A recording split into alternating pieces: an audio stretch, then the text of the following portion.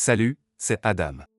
La fille a trouvé un petit elfe, mais plus tard elle a dû s'échapper de plus grands elfes. N'oubliez pas de souscrire. La série commence dans une zone isolée, entourée d'une clôture, où un homme nommé Muller arrive dans son camion et emmène une vache dans une forêt voisine. Après son départ, une créature invisible et affamée attaque et tue le bétail. Nous sommes ensuite présentés à une jeune fille nommée Josie et à sa famille alors qu'ils se préparent pour un voyage de vacances. Il devient évident qu'il y a des tensions au sein de la famille, avec la mère de Josie, Charlotte, la réprimandant pour avoir interagi avec un chien errant. La famille prend un ferry pour un endroit isolé et demande à des étrangers comment se rendre à un endroit appelé Scovengeant. Étrangement, chaque étranger qui le rencontre leur conseille de suivre la route côtière.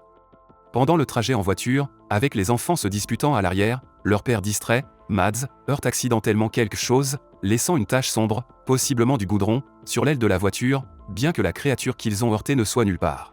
Josie, curieuse comme toujours, suit la trace de goudron dans l'herbe. Muller arrive et insiste pour qu'ils partent car c'est une route privée. Il semble agité, mais finalement se calme après avoir suggéré qu'ils empruntent la route côtière et restent éloignés de la clôture voisine. Josie interroge Muller sur ce qui se trouve derrière la clôture, mais il ne fournit pas de réponse, et la famille le rejette comme un habitant grognon. Plus tard, la famille arrive dans leur chalet de vacances, et leur fils Casper est frustré par l'absence de Wi-Fi et d'électricité. Josie explore à l'extérieur et découvre une grange remplie d'objets intrigants. Elle est préoccupée par le fait qu'ils ignorent l'animal blessé qu'ils ont heurté plus tôt et décide d'enquêter sur la route privée que Muller leur avait déconseillée. Pendant que Casper et sa mère font leurs courses, ils rencontrent une fille du coin et passent du temps avec elle près de la rivière. Charlotte, la mère de Josie, entame une conversation avec une habitante nommée Karen, qui lui conseille également de rester sur la route côtière. Cette nuit-là, Josie refuse de se joindre à sa famille pour le dîner et reste dans sa chambre, mais la curiosité la pousse à sortir à vélo, même s'il fait nuit. Elle atteint la clôture métallique qu'on lui avait dit d'éviter et y trouve la créature blessée de l'accident de voiture. Josie décide de l'emmener avec elle, mais elle entend des bruits inquiétants et part par peur, emportant la créature chez elle. De retour au chalet, Josie place la drôle de créature dans la grange abandonnée et essaie de s'approcher d'elle, mais elle pousse un cri strident et l'attaque, laissant du goudron noir sur ses mains. Pendant ce temps, un grand nombre d'oiseaux quittent la forêt, attirant l'attention de Karen. Elle suggère de manière inquiétante que Muller devrait sacrifier un autre, faisant peut-être référence à la vache de la scène précédente. Le lendemain matin, la famille de Josie prévoit de partir à la chasse au sapin de Noël, mais Josie prétend avoir quelque chose à faire à la maison. Elle reste seule avec la mystérieuse créature, qui se révèle être un elfe. Josie entre dans la grange, essayant de soigner ses blessures, mais la créature reste effrayée et se cache. Pendant ce temps, Muller, accompagné de son ami, amène une vache près de la clôture. Alors qu'ils font cela, Muller remarque des empreintes sur le sol et demande à son ami d'emmener la vache dans la forêt pendant qu'il va enquêter sur quelque chose d'important. Après un certain temps, Casper entre inopinément dans la grange à la recherche de Josie et lui pose des questions sur ce qu'elle fait là. N'ayant pas d'autre option, Josie lui dit la vérité et lui demande de l'aide. Initialement, Casper quitte la grange avec l'intention de se plaindre de Josie à leurs parents. Cependant, après quelques persuasions de Josie, ils décident de se joindre à son équipe, et ils conviennent de garder leur découverte secrète. Alors qu'ils soignent l'elfe blessé, Casper aide à bander ses blessures. À leur insu, Muller observe depuis une ouverture et réalise que cette situation pourrait causer des ennuis. Il contacte précipitamment son ami Anders dans un état de panique, l'informant que les enfants ont l'un des jeunes elfes. Il exhorte Anders à quitter immédiatement la forêt. Malheureusement, il est trop tard pour Anders, car quelque chose de grand l'attaque et le traîne dans les bois. Plus tard, Muller arrive pour sauver son ami et est confronté à une scène horrible, la tête d'Anders coupée sur le capot de la voiture. Il y a des taches de sang partout.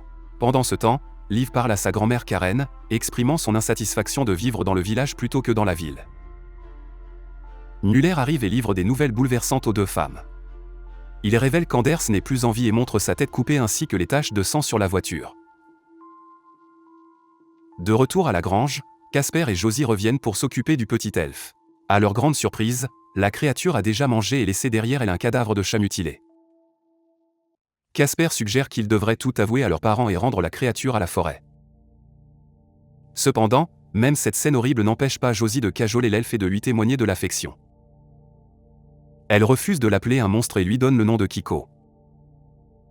Après un service funèbre pour Anders, Karen assure aux villageois que l'incident ne se reproduira pas et demande leur coopération. Elle organise une réunion avec la famille en vacances et les invite chez elle pour prendre un café.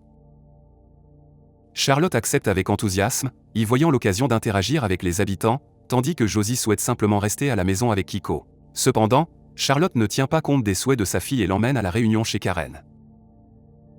Lors de la réunion, Josie interroge Karen sur la forêt clôturée, et Karen explique que les bois ont été fermés à cause d'un terrible accident à la scierie qui a entraîné une contamination chimique du sol. Ils ont décidé de clôturer pour empêcher les visiteurs d'entrer. Josie s'excuse pour aller aux toilettes et tombe sur des crânes étranges, des morceaux de bois et une radio dans l'une des pièces à l'étage. Elle se cache alors que Karen arrive et appelle Muller pour discuter de la fouille de la grange, qui semble n'avoir rien donné. En entendant cela, Josie a peur et quitte la réunion, se précipitant vers la grange. À la grange, elle cherche Kiko, mais malheureusement, Muller la surprend et saisit Kiko, le plaçant dans un sac et s'enfuyant avec lui. À l'insu de Muller, Josie le suit secrètement dans les bois, révélant que les habitants de l'île sont conscients de l'elfe des bois qu'ils abritaient dans la grange. Elle révèle également que ces elfes sont ceux qui se cachent derrière la clôture et qu'ils ont été responsables de décès précédents dans la forêt sombre et sinistre. Muller laisse Kiko et demande aux elfes de les laisser tranquilles. Après son départ, Josie s'aventure dans l'inconnu, déterminée à retrouver Kiko. Pendant son absence, lorsque les parents demandent à Casper où est Josie, il décide de tout avouer et avoue à ses parents qu'ils abritaient un elfe dans la grange. Charlotte et Mads, d'abord agacés, pensent que c'est une blague, mais commencent à s'inquiéter pour Josie. La famille se rend finalement à la zone clôturée et découvre le vélo abandonné de Josie. Casper est chargé d'aller chez Karen pour demander une clé pour la clôture, tandis que Charlotte et Mads restent sur place, à la recherche d'indices pour ouvrir la clôture. Derrière la clôture, Josie entre dans une maison et cherche Kiko, pour être pourchassée par un elfe beaucoup plus grand. Effrayée, elle trouve refuge dans une scierie abandonnée et, dans une tentative désespérée de se défendre, active les machines pour repousser l'elfe menaçant. Malheureusement, l'elfe la localise et l'attaque, mais Josie parvient à tuer l'une des créatures plus grandes en la poussant dans la machine en marche. Pendant ce temps, Muller arrive à la clôture, où Mads et Charlotte le supplient de l'ouvrir. Initialement, il refuse, mais les choses s'enveniment lorsque Mads saisit son arme, ce qui déclenche une bagarre et un coup de feu est tiré. Cela endommage les conducteurs, faisant chuter la puissance de la clôture, avec la jambe de Muller coincée dans un piège en métal. Charlotte utilise les clés de Muller pour déverrouiller la porte de la clôture et entre. D'un autre côté, bien que Karen refuse initialement de fournir à Casper les clés de la clôture, Liv lui prend secrètement ses clés et part pour la clôture avec Casper. Finalement, Charlotte rattrape sa fille, qui a trouvé son chemin de retour avec l'aide de Kiko qui est revenu. Cependant, submergée par la peur et la colère, Charlotte commence à donner des coups de pied dans la terre et la boue sur le petit elfe, exigeant qu'il parte, ignorant les supplications de Josie. Elle attrape sa fille et se dirige vers l'autre côté de la clôture. Le problème est qu'une horde d'elfes commence à se rapprocher, se rendant compte que la clôture n'est plus électrifiée, et ils commencent à la cogner, tentant de s'échapper. Plus tard dans la soirée, Casper et Liv atteignent enfin la clôture, pour découvrir que l'électricité est coupée et qu'il y a un grand trou béant dedans. Ils réalisent que les elfes se sont échappés et sont maintenant en liberté. Pendant ce temps, les familles de Josie et de Liv se rassemblent chez Muller, où le fermier blessé a du mal à marcher après son incident avec le piège à ours. Karen réprimande les parents de Josie pour leurs actions et insiste sur le fait qu'ils doivent essayer de réparer la clôture et de retrouver Casper et Liv. Elle reconnaît aussi avec gravité que rien de tel ne s'est jamais produit auparavant. Alors que la nuit se transforme en jour, Liv et Casper partent avertir les autres villageois.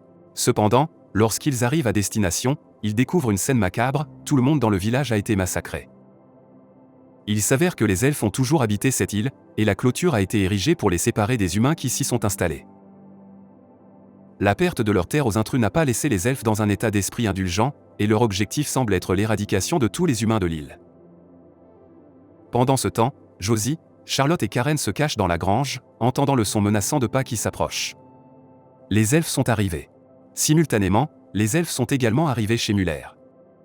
Muller se retrouve traqué par l'un des elfes dans son garde-manger et tente de saisir une hache, mais c'est trop tard. Un autre elfe menaçant le saisit et l'attaque brutalement.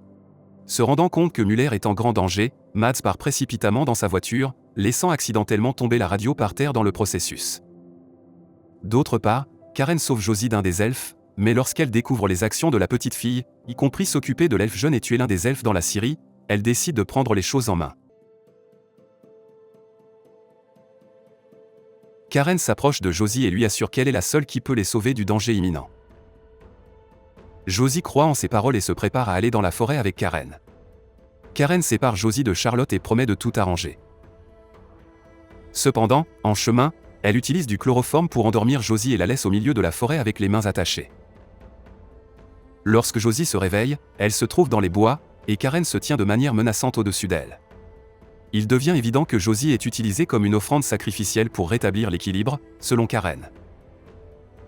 Elle laisse ensuite la petite fille à son sort sombre et s'éloigne. Pendant ce temps, un mulet ensanglanté émerge de sa maison, toujours en vie et déterminé à aider la famille à sauver Josie. Il sait où Karen l'a emmené, car il avait précédemment sacrifié une vache à cet endroit, et il se précipite pour aider la famille dans leur mission pour ramener leur fille. Finalement, la famille, y compris Muller et Liv, localise Josie et Kiko, qui l'aident avec les chaînes. Les parents sont ravis de retrouver leur fille. Cependant, en même temps, Karen émerge de l'ombre, pointant une arme sur la famille. Dans un retournement de situation surprenant, Kiko attaque Karen, la faisant perdre le contrôle de son arme. À la suite de cela, un elfe monstrueux apparaît et attaque violemment Karen, conduisant à sa mort. La famille de Josie et le reste saisissent l'opportunité de s'échapper. Pendant ce temps, Josie tente de convaincre Kiko de les rejoindre, mais elle échoue. Alors qu'il fuit à travers les bois, il rencontre un autre elfe mais parviennent à l'éviter. Bientôt, le groupe atteint les portes, le générateur se remet en marche, et Muller verrouille hâtivement la clôture. Cependant, Josie est déchirée entre le soulagement de retrouver sa famille et la tristesse de laisser Kiko derrière elle. Avec la menace immédiate écartée et la clôture réparée, Josie et sa famille se préparent à retourner sur le continent. Alors qu'ils partent, Casper demande à Liv de les rejoindre. Au début, Liv refuse, mais lorsque Muller suggère qu'elle parte avec eux, elle accepte. La série se termine avec la famille qui part, et à leur insu, Kiko se cache sous leur voiture.